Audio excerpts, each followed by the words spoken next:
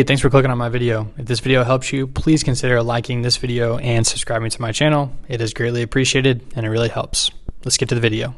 Hello everyone, in this video we're going to talk about how we can graph some secant and cosecant functions. So I did a previous video on just some characteristics of these two functions and also taking a look at what the parent function would look like. So if you want to check that one out before you watch this video, it might give you a little bit of insight into what we are doing in this video. So there's two graphs, secant and cosecant. It's essentially just a 2 or 3 step process. Number one, we want to graph the relating cosine or sine function. So if I'm going to graph a secant function, I'm going to graph the relating cosine function first, and that's going to give me a great idea where my secant function should lie. If I'm graphing a cosecant function, then I'm going to graph my sine function first, and then it will help me out to graph my cosecant function. Then we're going to use asymptotes and several points to sketch a graph of the function. So our asymptotes are going to be the x-intercepts, or they're going to be located at the x-intercepts for my sine and cosine function respectively.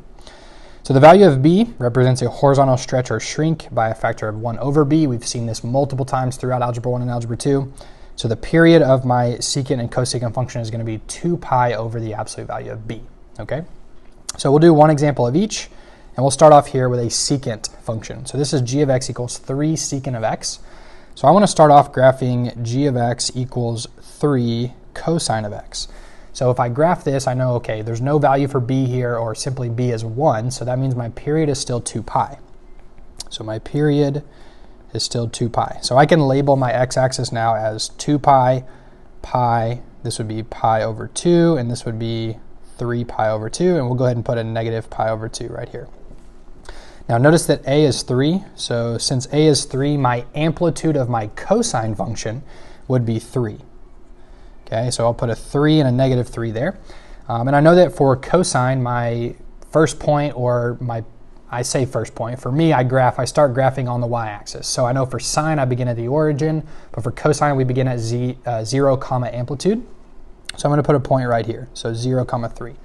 So now I know as I build my graph, I'm going to go down to my x-axis, then I'm going to go down to my opposite of my amplitude, then I'm going to go back up to the x-axis, and then back up to my amplitude. And then I would go, for negative pi over 2, we'd go down here. So what I've graphed here in the teal color is not the graph that we're trying to graph with this example. This is our cosine graph.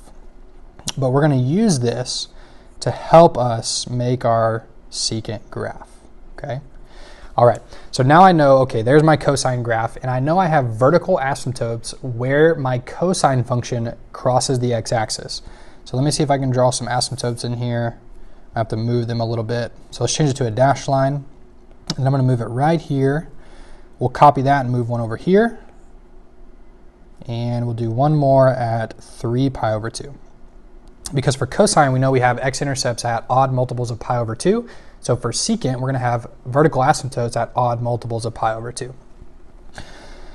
So now what we can do is switch to our white color, and now I'm going to graph my secant function.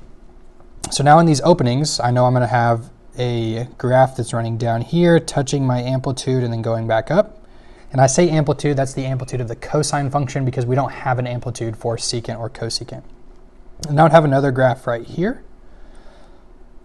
And that's what my graph would look like. And obviously this is just one period of the graph, right? It continues on forever. So if I want to see just what my secant function would look like, I would take away this cosine graph, okay? Because this cosine graph is not a part of my secant function. It's just simply helping me to graph it, okay? So that's what it would look like right there in white. G of x equals 3 secant of x. All right, now let's take a look at a cosecant function. So let's go back to our teal color here. And we have 2 cosecant pi of x. So let's graph the related function, which would be g of x equals 2 sine pi of x. So notice here we do have a b value. B is pi. And so we're going to say that our period is actually 2 pi divided by the absolute value of b. So this would be 2 pi over pi, which would just be 2. So now when I label my x-axis, I'm going to put a 2 here. This would be 1, so this is 1.5, and this is 0.5. So now I can go ahead and graph my sine function. I know I begin at the origin, and let me put my amplitude for my sine graph. A was equal to 2, so I know my amplitude is 2, and then I have a negative 2 right here. So now I'm going to start at the origin. I'm going to go up to my amplitude, back down to the origin, not the origin, back down to the x-axis, down to -2, back up to the x-axis. So for my sine graph, we'd be going up like this, down, and back up, and it looks something like this. Okay, so now I'm going to graph my asymptotes now, so I'm going to paste this. I know my asymptotes are going to occur when I have x-intercepts. So we could put one here on the x-axis, the y-axis, one here at 1, and also one here at 2. Okay, so now we can switch over here to white, and we can graph our two graphs that are going to represent our cosecant function. So we're going to go up here, just like that, and then down here in this opening as well. Okay. All right, so now just like we did with the secant example, let's take away the sine graph here, because remember that's not part of our cosecant function. That's just helping us to know where to draw our graphs for cosecant. Okay, and so that's how you can graph secant and cosecant functions.